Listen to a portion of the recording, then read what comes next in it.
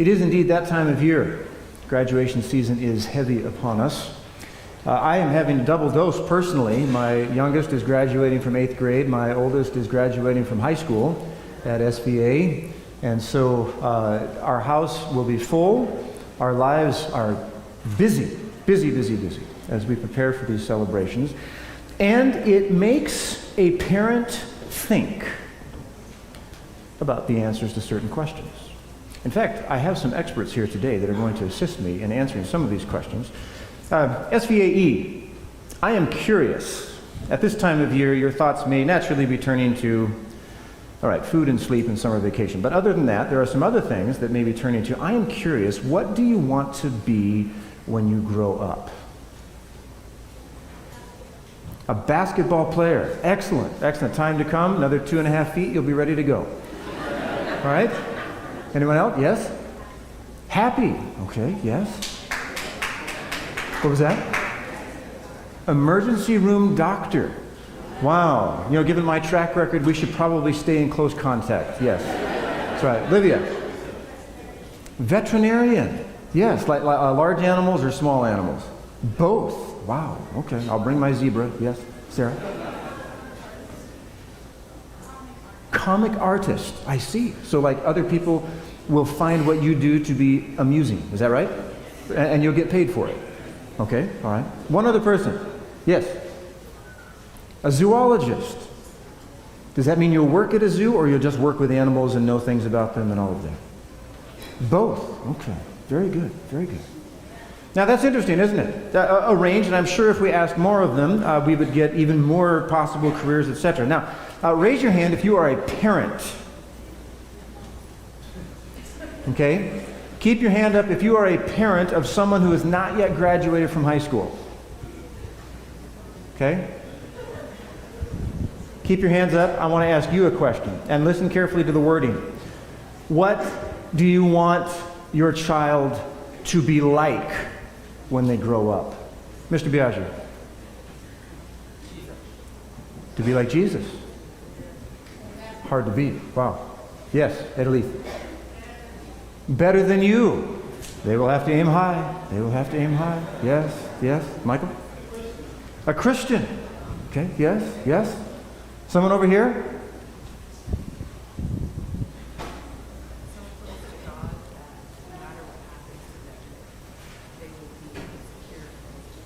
So close to God that no matter what happens to them, they will be secure in Him. Wow.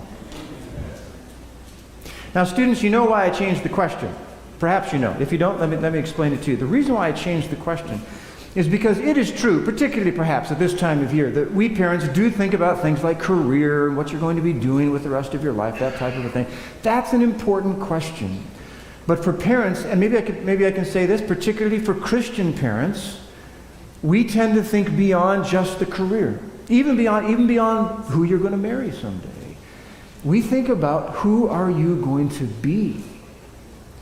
What's your character going to be like?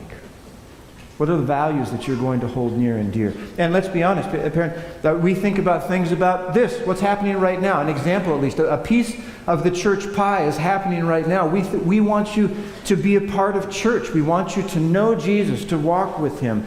We are more concerned about who you will become as a person than what you will do as your occupation. Now, mom and dad, a parent or grandparent, if you're taking care of a child who's in elementary school or high school, let's be honest, there are no guarantees, are there? There's no 100% guarantee that we can do thus and such with our children. We can guarantee that they will be in the kingdom. But I wonder if there might be at least some things that we can do to help our parent dreams for our children come true. If you have a Bible, I encourage you to look, please, at Luke. Luke, the 2nd chapter, verse 41. Luke 2, beginning with verse 41. It's on page 725 in the blue Bible in the pew in the back, in the front of you there. Page 725, Luke chapter 2, beginning with verse 41. This is a unique story. We have very, very, very little information about the younger years of Jesus Christ. We, of course, know about his birth. We have that, in the Gospels. But there's really just one story about Jesus when he was older. In this case, it's going to be about 12 years old. It's the story of Jesus going to the temple in Jerusalem. And it is unique. And let's refresh our memories. Luke chapter 2, beginning with verse 41. It says, every year, Jesus' parents went to Jerusalem for the feast of the Passover. When he was 12 years old, they went up to the feast according to the custom. After the feast was over, while his parents were returning home, the boy Jesus stayed behind in Jerusalem, but they were unaware of it. Thinking he was in their company, they traveled on for a day.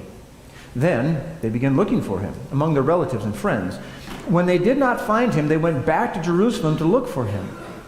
After 3 days, they found him in the temple courts, sitting among the teachers, listening to them and asking them questions. Everyone who heard him was amazed at his understanding and his answers. When his parents saw him, they were astonished. His mother said to him, "Son, why have you treated us like this? Your father and I have been anxiously searching for you." "Why were you searching for me?" he asked. "Didn't you know I had to be in my father's house?" But they did not understand what he was saying to them. Then he went down to Nazareth with them and was obedient to them, but his mother treasured all these things in her heart. And Jesus grew in wisdom and stature and in favor with God and men. Joseph and Mary definitely had dreams for their young son, did they not? Some of them were literal. I mean, Joseph literally had a dream concerning his son that he would become the Messiah. He would become the one that would save his people from their sins. And the dreams of Joseph and Mary were entrusted to them. We don't talk about this very much, but I think it has to be true. Logic dictates. One of the reasons that Mary and Joseph were chosen of all the people on the earth was because of their parenting skill. Now, you may question that. I mean, we know a little bit about some of Jesus' siblings, and it didn't seem like that worked out so well. But undoubtedly, I mean, if you are the Lord of the universe and you're scanning the earth to see who it is that will shepherd your son successfully so that he can pay the price for the sins of his people, you're probably not going to choose somebody that has no skill at all. I would guess that Joseph and Mary, yes, had character qualifications, and that they knew a thing or two about what it meant to raise a child for the kingdom. All of which makes me think that there are probably some lessons hiding in the story of the childhood of Jesus, brief though it is, that can help us along our way as we seek to see the dreams for our children fulfilled. In fact, let's take a peek here. Take a look at verse 44 again. Lesson number 1, verse 44. It says, thinking that Jesus was in their company, they traveled on for a day. Then they began looking for him among their relatives and friends. And skip down to verse 48. He says, "Why were you searching for me?" he asked. "Didn't you know I had to be in my Father's house?" And isn't it interesting? Do you remember the response when Mary and Joseph see Jesus talking to these men? It says they were what? What was their response? They were astonished. They were amazed to see it. Lesson number 1 from Christ's childhood that I think we can use is to give your children appropriate freedom. Give your children appropriate freedom. You say, wait a second, what does that have to do with what we just read? Well, follow me carefully here. Joseph and Mary leave Jerusalem without Jesus in their line of sight. Now, if you've read Desire of Ages, and if you've studied the story carefully, you know that in this particular case, that was not a good thing. They should have had some sort of eyeball to eyeball with Jesus there. But I want you to notice the habit that had to have been in place for the story to unfold like it did. They were used to having Jesus be away from him and for that to be okay. They were astonished when they see Jesus in the temple. Now, undoubtedly, it was because here's a 12-year-old teaching the finest minds in Israel. I get it. I understand that. It's a good point. It's true. And I can't help but think that they thought to themselves, wait a second, every other time we've let Jesus be free to go about where he wishes to, and he's always come back when we asked him to. In other words, Joseph and Mary knew that if a child is to develop as they are supposed to develop, there needs to be appropriate freedom given to them. Now, 50 years ago, this would not be that earth-shaking. But today, in fact, you can read most any magazine sometime in the last 3 to 5 years, any major news magazine will have had at least one article about helicopter parents. Bubble wrap kids. You familiar with the phrase? It is when we look at our cherubs and say, absolutely nothing will happen to this child as long as I live. Okay? And so we protect them, we insulate them, we keep them at home under lock and key. The temperature is set at 68 degrees. They eat only the finest diets, and we never let them out of our sight. This, my friends, is a mistake. Jesus' parents gave him sufficient freedom that he might go and learn some things that he could never learn on his own. And even though in this story it did not have necessarily a positive point to it, nonetheless the habit had been placed already in Jesus' life, and it bore fruit for them. Now, let's understand, this is not free-range parenting. You familiar with the phrase? Free-range parenting is when the parents sit back and relax and they're having a good time while their daughter is beating up the neighbor girl next door. Okay? That's free-range parenting. You just let them go. Oh, kids will be kids. No. That's not what I'm talking about here. We need to give our children appropriate freedom. Push the boundaries gently with them. Look at the skills and talents that God has given to them, and then provide experiences and situations in which they can begin to exercise, to the degree of their judgment, to the degree that it's appropriate, new things, new ways of living, that they might grow as God intended. So what does that mean for us here? Well, it means certainly that the helicopter routine needs to go by the wayside. We need to set that aside. We need to trust the Lord that we can grow our children as they should be. We need to give them the wings that God intends for them to have. It's going to push their comfort zone a little bit. It's probably going to push your comfort zone a little bit. Let me give you some illustrations here. One of the things that you can have your children do is to start something that doesn't require you for success. I know that when Sierra was younger, she started out with raising money for ADRA. Now, this took some work on my part and her mother's part, but it was her little business. And so some of you may recall, she would set up shop down here at the corner at the SBA ad building and put out her little sign. And then we had some friends join her, and Ellie would join her a little bit. Ellie was just, itty bitty, but she can carry money and boxes, etc., as well as the next person. And they would raise money and then send it off to ADRA. Now, I don't know how much eventually they raised. I mean, it wasn't thousands of dollars, but it was significant. And for a kid, it was hugely significant. Now, here's the thing. When you take a child like that and you put them in a place where they are doing something that only the adults get to do, right? Adults run businesses, right? They sell things to people. They sell food, restaurateurs, etc. When you put a child in that situation, and mom and dad were sitting about 30 feet behind the table just to make sure some jerk didn't show up and do jerk-type things, right? But nonetheless, she's out there and she's holding her sign out in the road, this kind of thing. It is a great way of showing you can do this. You can do these things. God has given you gifts to be able to do this type of thing. Now, if you don't set up intentionally situations for your children to do this, like Jesus had set up for him. There in Nazareth, we don't know the details, so we kind of have to fill in the blanks with our imagination here.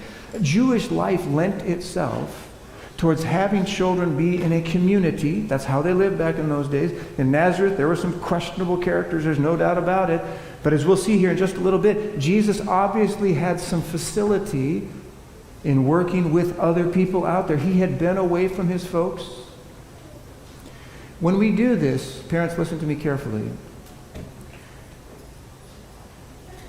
If we make provision for our children to be appropriately free, they will develop in ways that they must develop if they are to be successful for Jesus. If we do not give them these opportunities, this freedom, then our children will learn that they must be hovered over by us in order for life to work, they will never learn to trust themselves, and it will be very difficult for them to learn to trust God. Because if we as the parents have to be standing right next to them every moment, taking care of every little detail, how can they learn to trust in the Lord that they cannot see? This is really important. Now, students, some of you listening right now are probably thinking, yeah, I need more freedom. I'm so glad Pastor Shane is speaking on this morning. Little illustration for you. When I was a kid, probably from the time I was about 6 or 7 years old, I had great freedom to go anywhere I wanted to on my bicycle. This went on when I was in, fourth grade, I guess it would be, fifth grade. I put my backpack on my back with a change of clothes. I rode 25 miles to my best friend's house and spent the rest of the weekend with him, and came back home on Monday on the school bus to my house with my bike. Now, let's be clear. My childhood was far from idyllic. It was not heaven. My home did not stay together from a very early age. I made a bunch of very poor decisions growing up. One thing I got right is that when my mother said, be home at such and such a time, I was there. Without fail. If she said 7 o'clock, I was there at 6:59 and 52 seconds. Okay? But not 7 minutes and 52 seconds. I was there on time. I had a watch from the time I really wanted to have one of those. And for whatever reason, to be honest, as I look back, I'm not sure why this came about, but I was on time. That's what I wanted to be. And so my mom knew that if I said I was going to be back at a certain time, I was going to be there. Students, if you want freedom, you got to show your folks that you can be trusted with it. Be on time. Don't play another game of whatever it is with your friends and then show up 10 minutes late. Oh, Mom, we were right in the middle of a game. I couldn't leave. No, you could. You could. And I need to point something out here. Some of you that are very clever, maybe too clever, are thinking to yourselves, but wait a second, Pastor Shane. In the story we just read, Jesus wasn't on time.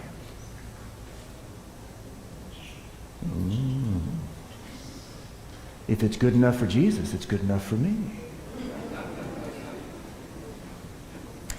Students, listen carefully. If you ever have to choose between obeying God and obeying somebody else, you need to follow the Lord. Jesus was right on time for the appointment that he needed to be at. If you're late coming home because you played one more round of video games, that's very different than saying, you know what, Mom and Dad, the Lord touched me on the way home, and I stopped in the church and I prayed for 15 minutes, and that's why I'm late. That is different, by the way, just in case you know. One is following the leading of the Lord, the other one is being irresponsible. Most of us will never have to have that decision between choosing between video games and having to spend 15 minutes at the church there that God has called you. But if he does, students, you need to do that. Jesus was absolutely obedient, listen carefully, to his Father. God calls you to do the same. Be on time. Be responsible. Do the things that your folks ask you to do. And if your parents are on the ball, now we're back to parents again. If they're listening this morning, they will grant you the freedom that you need to become the person in Jesus Christ that you can become. Second lesson. Take a look at verse 46. Chapter 2, verse 46. And it says, after 3 days, they found Jesus in the temple courts, sitting among the teachers, listening to them and asking them questions. And then take a look at verse 52. And Jesus grew in wisdom and stature and in favor with God and who? Men. Now, the Greek word there is generic. It means people. Okay, this is not just the male portion of the country there. These are people. Jesus grew in wisdom and stature and in favor with God and all the human beings that were there. That's number 2. Engage your children with other godly, healthy adults. Engage your children with other godly, healthy adults. Jewish culture, again, very much lent itself to this. There was a sense of community because because in part of persecution from the outside, driving people closer together, in large part because God had set down certain requirements that were to happen on a regular basis for the Jewish community. You know, I do not wish to go back to observing the feasts of Israel, but I sometimes wonder if maybe we have lost too much. Because in those days, the old and the young, cross-generational ministry took place just as a matter of course. I mean, the festivals were these tactile remembrances of what God had done in the past and what he wanted to do in his people right now, and they were done with old and young side by side together. You see, Jesus, undoubtedly, simply by being a Jew and being with Joseph and Mary, who obviously had some parenting wisdom, Jesus was engaged with hand-picked other godly, healthy adults. You see, when he gets to Jerusalem, Jesus sits and talks with adults. Now, time out for just a moment. Can every 12-year-old do that? No. Now, I'm not casting stones here. I'm not sure when I was 12 years old if I could have pulled that off, okay? One of the mistakes that we make with Jesus is that we fall down on either side of the road. Sometimes we want to make Jesus out to be so much of a human being that he's just like every one of the rest of us, okay? And sometimes we focus so much on his divine nature that he's completely removed from us. I think the truth lies somewhere in the middle. Remember, the incarnation is a mystery, right? But somewhere along the line, Jesus became used to talking to adults. He knew what it meant to engage in polite and respectful conversation with adults, to be beyond just his parents. Again, Jesus shows up here. This is the cream of the intelligentsia in Israel. These are the smartest guys around. And they probably have, who knows, anywhere from 30 to 50 years on Jesus. Now, if I was 12 years old and I walked into a room like that, I'm not so sure I could have been very smooth. I'm not even sure I would have known what to say. He had been socialized with other how to speak. He knew what to do. His parents had seen to it. Now, it's interesting because sometimes today as parents, it's easy to think, well, the best place for my child is with my child's friends. And they spend almost all their time there. And when it comes to interacting with adults, it can be a stretch. It can be a stretch. And yet the truth of the matter is that when you find godly, healthy adults that your children can engage with, other than you, it's gold. It is gold. In fact, I'm going to go out on a limb here and give you some specific examples. This is the States family. Eric and Eileen States have been friends of ours. Here's Eric. You see Eileen there distantly in the back.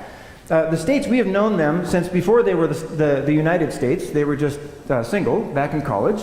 And then they got married, and they decided to start some colonies here. They have 4 of them.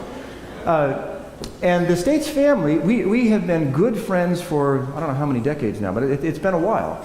You can see here, there's Sierra, in the back there's Ellie, and then there's their 4 kids.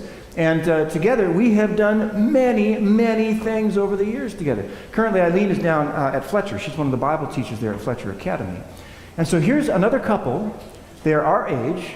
They share the same values that we do. They have some of the same dynamics. Eileen worked as a pastor for many years. And so as their kids began to be born, as ours were born and then they kept producing children, we found that our times together changed in very beneficial ways. Our children began to be able to be friends with other older people, to go on trips with them, to do things together. There's tremendous advantage in this. Having the example that that Darlene and I are trying to share with our kids being echoed by another couple, that's awesome. That's an awesome thing. Now, this has been a real benefit to us closer to home as well. These 2 people. Gordon and Rita Miller. From the earliest times that we came here, we would go, the Millers would invite us over on Sabbath afternoon, and there on their living room floor, Gordon and Rita both played with my girls from the time they were itty-bitty. We were just over there last Sabbath. I mean, this has continued throughout the years. And it is true. Gordon and Rita, we appreciate your friendship very much, Darlene and I together, and we are so grateful that you have been willing to breathe life into our 2 girls all these years. I mean, it's just so good to have that example. And this spills over. You see, there's Mr. Miller with my daughter at her baptism. And who's that guy standing next on the other side there? Oh, look, that's Joe Freilich. I did not know that Joe would be sitting here in the front pew this morning all the way from California, but he is here today. Joe, and you see there Mr. Minty as well, and other staff were there. This was a great time. It was a great time for other godly, healthy adults to be an influence on my daughter. You know, this type of thing, oh, and by the way, there's no age limit on this. In fact, the more experience you have, the better it can be. Most of you know the lady in the middle there as Mary Farrell. My daughters know her as Grandma Mary. My parents and my wife's parents are all on the West Coast. And so from the time we came here in 2004, we would see them every 3 or 4 years, but that's not a whole lot. And so Mary stepped into that gap and was very willing to be grandma for my kids. And the example that she gave of kindness and generosity and hospitality year after year after year after year. I mean, this picture is taken last year at the senior dedication weekend. So this school year. Having these adults in your child's life will bear fruit that can last for eternity. You know, they learn things like how to talk to adults, how to be polite, how to engage with people in a little more elevated conversation. They learn that wisdom is desirable. Because, you know, let's face it, when you're younger, your conversation is not necessarily always wise. But when you're sitting around a Sabbath afternoon table and you're having lunch together and everybody's sitting at the same table, the adults are talking, but you're talking with the kids too. There's this cross-pollination. And parents, this one's really good. If you have other adults that have the same values as you, godly, healthy adults, and they're engaged with your kids as well, and you tell your kids to do something in general in life, and they don't particularly like it, and then they go to those people's house and they're telling their kids the same thing, that's great. That's awesome. Because then they see, oh, you know what? I guess this is kind of just more than just mom and dad. This is bigger than this. I need to pay attention to this. This is a good thing. You know, putting your kids into contact with older adults that are healthy, that are godly, will give them things that they cannot learn any other way. And so do it. Do it. You know, really, you can do this even if your kids are older now. You know, if they're in high school, you know, not little ones anymore. Look around this congregation, look around this campus, or wherever it is that you call home. Look around your church family there in your community. Who are the adults that you can begin to engage with? You can even tell them about it. Hey, we think you're a good influence for our kids. Can we come over and spend some time with you? Have Sabbath lunch together. Go on Sabbath hikes together. I don't know how many hours and hours and hours over the years, blessed hours, we have spent with godly, healthy adults in this church out in nature, hiking along some path somewhere, and those adults are engaging with my kids. I'm engaging with their kids. It is a win-win all the way around. Jesus was blessed, I believe, greatly by the adult interaction that he had by virtue of Mary and Joseph and Jewish culture. I think we ought to do the same. And lastly, the third lesson from Jesus' childhood. Take a look at verse 41 of chapter 2. Luke chapter 2, verse 41. It says, every year, Jesus' parents went to Jerusalem for the feast of the Passover. How often did they do this? Okay, every year. Verse 42, when Jesus was 12 years old, they went up to the feast according to the custom, as their custom was. Short verse, powerful lesson. Lesson number 3 from the childhood of Christ. Appropriately drench your children in the church. Appropriately drench your children in the church. Now, I'm not talking about pouring a glass of water over them if they fall asleep during a sermon, okay? Not even talking about baptism, as important as that is here. I'm talking about immersing them in the life, the ministry, and the culture of the church. Now, parents, this is really, really important, so please listen carefully. Jesus was drenched in the, quotes, church of his time. True, the Christian church did not formally come into being until after he died, raised from the dead, etc. I understand that. But in the church of his time, Joseph and Mary made sure that Jesus was immersed in it. Jesus was not taught in the schools of the Pharisees. The legalism of that day, Jesus was not exposed to. That is true. But make no mistake, Jesus was immersed in the church of his day. He went to synagogue every week. Even, by the time you get to Luke 4, Jesus shows up to church as his custom was from the time he was a little kid. The teachings that God had put into the Old Testament and the Pentateuch, first 5 books of the Bible, Joseph and Mary taught Jesus those things. They immersed him in it. His life was part of God's people. Translation. Today, we do our children a great disservice when we lead them to believe, either by word or example, that church is what happens between 9 and 12:30 on a Saturday morning. Amen. That is not the totality of what the church is about. Let's just be real clear here. The church is the body of Jesus Christ. It has different manifestations all over the world, local manifestations of it, and make no mistake, to be a Christian is to be engaged in the church, the body of Jesus Christ. Everything that we do, for whether we are in this building or across campus or at home or anywhere that we go, if Jesus is our leader, we are part of the church. And we are to immerse our children in it, to drench them in it. And we need to do this appropriately.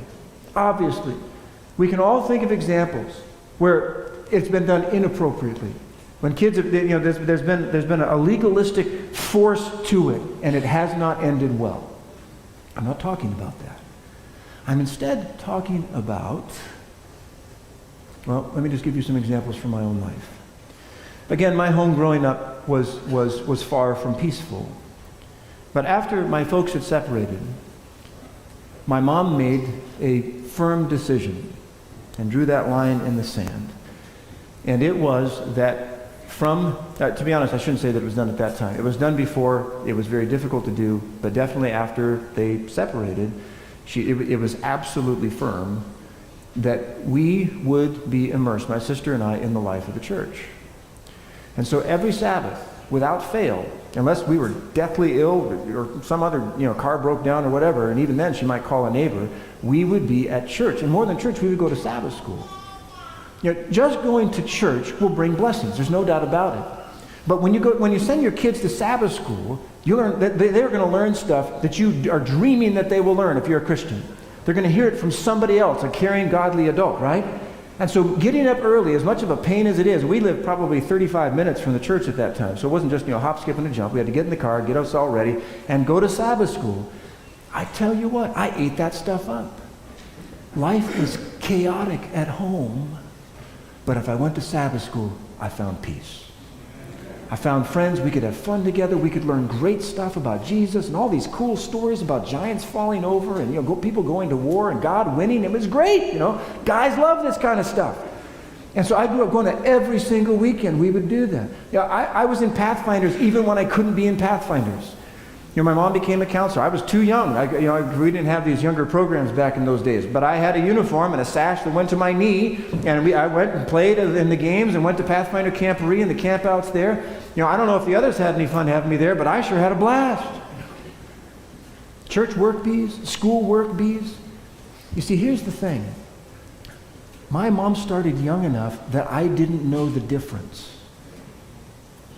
I just thought this is what you do. We love Jesus. We hear stories about Jesus. Off we go. Church is doing something. I'm there. Okay, this is what we're doing. And even though there was a bunch of stuff that was absolutely painful going on in my life, I knew that when I was part of church, there was order. I found peace. There was joy. There was fun things to do. I can honestly tell you, I wouldn't be sitting here today had those things not happened. Now, it's not a guarantee. We know that. It's not a guarantee. But it's way ahead of whatever's in second place.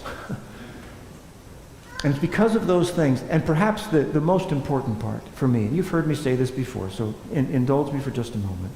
The fact that we were dirt poor, and yet my mom somehow found the money to send my sister and I every year to Adventist school.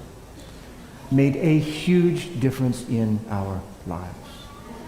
Parents, I don't know what you're considering for your students for next year. I just want to encourage you, if you're thinking of some other place other than Adventist education, please consider carefully. In a public school, it is illegal, it is against the law for them to disciple your child into Christ. That's why I tip my hat. We have a number of public school teachers that are Seventh-day Adventists that are part of this congregation.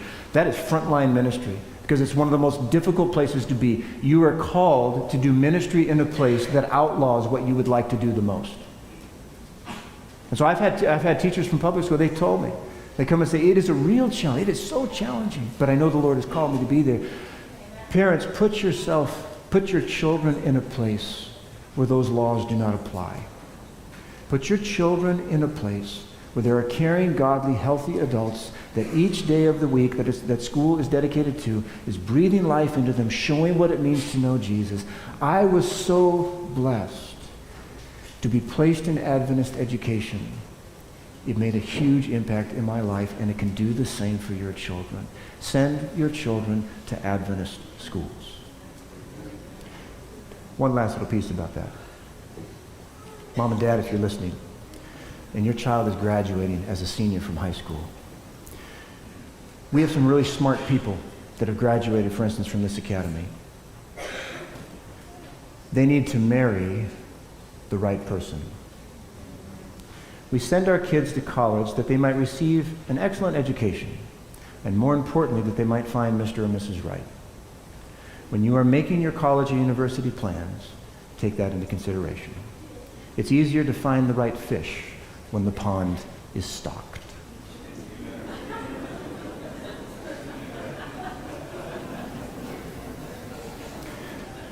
So based on my upbringing, when we had children of our own, it just seemed the natural thing to do. I think some of you have probably thought that when my girls were involved in church stuff, that some of you may have been tempted to think, well, that's because he's the pastor. Of course his kids are going to be there.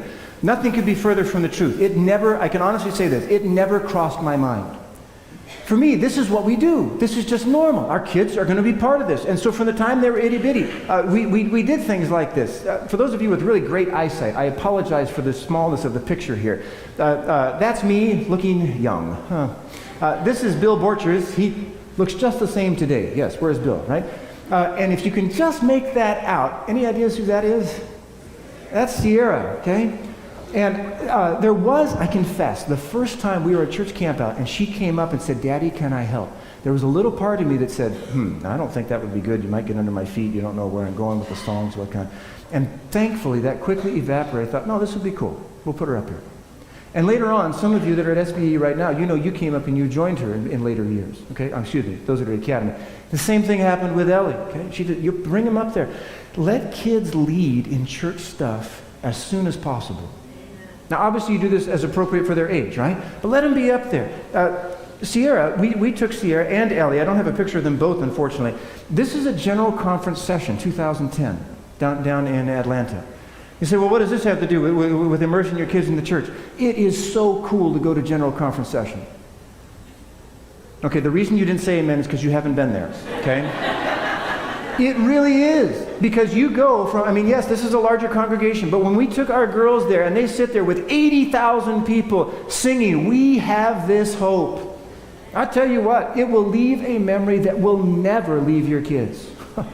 It will show them this is not just some local phenomenon. Jesus Christ is working all over the world, in countries, dozens and dozens and dozens of countries all over the world, and we worship together, and someday we're going home to be with Jesus. You drench your kids in church. And then, Journey to Bethlehem. You've all done, I shouldn't say you've all, most of you have been a part of Journey to Bethlehem at some point or another. This is Ellie. Ellie saw Sierra being a guide and said, someday I'm going to do that. And we said, yeah, that's a great idea. You got to work on it, though, because there's a bunch of memorization, right? Olivia, where's Olivia? Yes. Guide as well. Putting your kids into the church and drenching them in it, finding fun ways, interesting ways to engage them in the life of the church. I tell you what, this is just gold. We had an opportunity to do something once on one Christmas. This was 2015? Is that right? 2015, we went to the Dominican Republic. Ulrich, you were there with us. We met with a bunch of Darlene's family, and we took a mission trip to Dominican Republic. Just driving home once again that church, we will put lots of time and money to help people to know Jesus. We're building a church here there. And then soup kitchen work. This is some of the States girls with my girls there. Now, parents, listen to me carefully. My wife and I have definitely made mistakes in our parenting. We were just talking about this week as I'm getting this sermon together. And there's some things we look back at and we just shake our heads and wish, man, why didn't we make a different decision there? Why didn't we say something different there than we did? But every now and then we get something right. And I just want to share these things with you, not as some, look at me, look at all the great stuff that my wife and I do. No. We have simply found some things solidly based in the Word that we think are bearing fruit in our children's lives. And my prayer for you, if you have influence in a child's life, is that you will not draw back from the lessons that Jesus leaves us in his life, but you will take the dreams that you have as a parent, the dreams for what your children, not just what they will do someday, but who they will be. And that you will take the lessons from the life of Jesus and apply them. Find ways to give your kids appropriate freedom. Try not to hover over them. Don't give them freedom they shouldn't use. If they're misbehaving, reel them in, right? Give them appropriate freedom. Kids earn that freedom. Be trustworthy with it. Find healthy adults, godly adults that your children can be engaged with, and intentionally plan time to be with them so you can overlap, so that they can help disciple your kids and you can help disciple theirs. And then find ways, appropriate ways, to drench your children in the church. It's the body of Christ. It's the apple of his eye. And your kids need to be a part of it from just as early as possible. I want to leave you with just 4 very quick things, very quickly.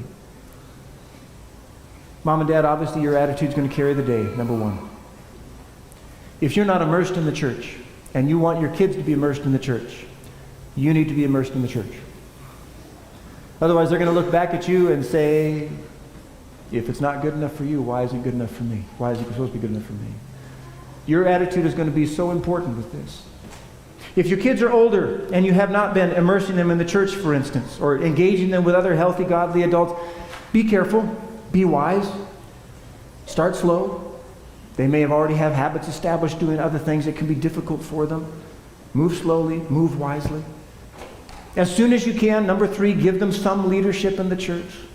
As soon as you can, find something, put them in charge of, putting the chairs back in the right place in Crater Roll after Sabbath school is done. As soon as they're old enough, have them volunteer to greet at the door or to pick up offering here. As soon as possible, put them in something. Don't wait for later times. And lastly, and this may sound just a little bit random, but if you think about it, I think you'll agree. Inappropriate video gaming and obsessions with popular media will almost certainly kill your child's love for the church. I don't know how else to say it. These days, one of the greatest challenges that every teacher in Adventist education faces is what comes up on a screen. The attention span for students has been sopped up with what Hollywood has produced. Parents, if your kids are gamers, think carefully. Think carefully about what they're doing. If they're watching things that you don't know about on television, think carefully. Because when they come to church, it's real here. This is the reality. But if it doesn't have special effects and that's what your child has been raised on, they're not going to listen to the real and they'll choose the fake instead. Don't let it happen in your home. Keep an eye on those things. One decision I will never regret that we've made with our children, and to my surprise, our girls have echoed this back to us without prompting. Praise the Lord. We decided from the very beginning that there would not be a television in our home, that we would not have cable TV. My youth group at the time, when we were considering children, said to me, Pastor Shane, your kids will be weird. To which I say, so be it. It's all right.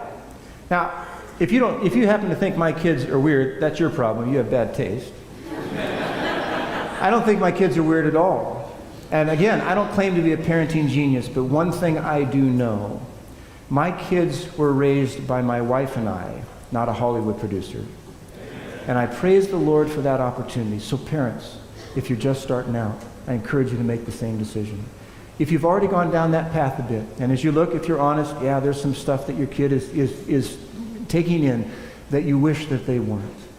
It's not too late. Start gently, be wise, explain carefully what it is and why you're doing it, and here's the important part, replace it with something better. Replace it with something better. It may take you some searching. There's going to be some rough transition times. But in the end, when you are all standing around the tree of life and Jesus is present, you will never look back and say, oh, I sure wish I hadn't made that decision. It is worth it. You have dreams for your children. I have dreams for mine. I am praying that both of my girls will be in the kingdom. I think we're on the right path. Again, there's no guarantees, but I think we're on the right path. I want to encourage you, take the lessons from the life of Jesus. Apply them. And my prayer is that all of us will be able to stand around that tree with all of our families accounted for. Parent dreams come true. Jesus, for the leading that you perform in our lives. Lord, we thank you for the gift of children. We thank you, Lord, for entrusting us with their care. Give us wisdom, give us courage, give us strength, that we might help our and your dreams come true for them. We pray it in your name.